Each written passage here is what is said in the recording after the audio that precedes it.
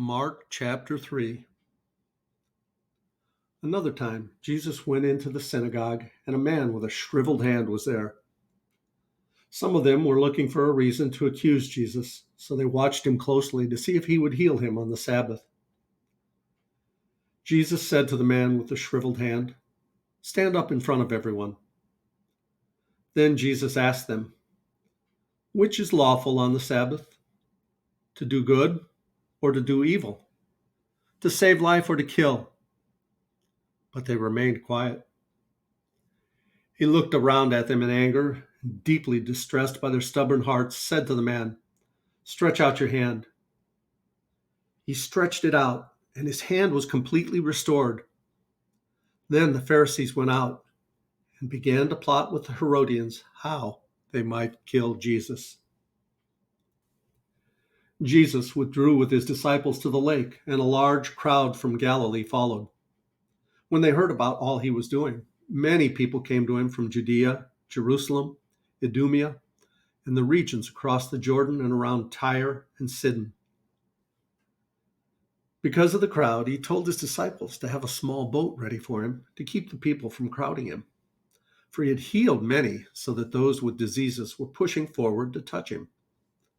Whenever the impure spirits saw him, they fell down before him and cried out, "You are the Son of God!" But he gave them strict orders not to tell others about him. Jesus went up on a mountainside and called to him those he wanted, and they came to him. He appointed 12 that they might be with him and that he might send them out to preach and to have authority to drive out demons. These are the 12 he appointed: Simon, to whom he gave the name Peter; James, son of Zebedee, and his brother John, to whom he gave the name Boanerges, which means sons of thunder; Andrew, Philip, Bartholomew, Matthew, Thomas, James, son of Alphaeus, Thaddeus, Simon the Zealot, and Judas Iscariot, who betrayed him. Then Jesus entered a house, and again a crowd gathered, so that he and his disciples were not even able to eat. When his family heard about this, they went to take charge of him, for they said, "He's out of his mind."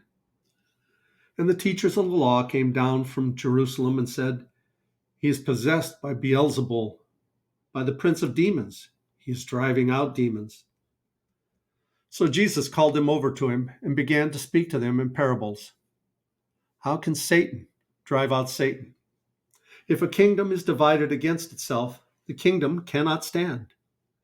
If a house is divided against itself, that house cannot stand.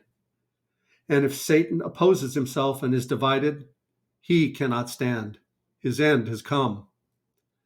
In fact, no one can enter a strong man's house without first tying him up. Then he can plunder the strong man's house.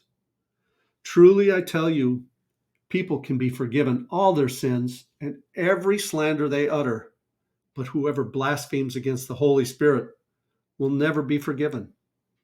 They are guilty of an eternal sin." He said this because they were saying he has an impure spirit. Then Jesus' mother and brothers arrived. Standing outside, they sent someone to call him. A crowd was sitting around him, and they told him, "Your mother and brothers are outside looking for you." "Who are my mother and brothers?" he asked. Then he looked at those seated in a circle around him and said, "Here are my mother and brothers. Whoever does God's will is my brother and sister and mother."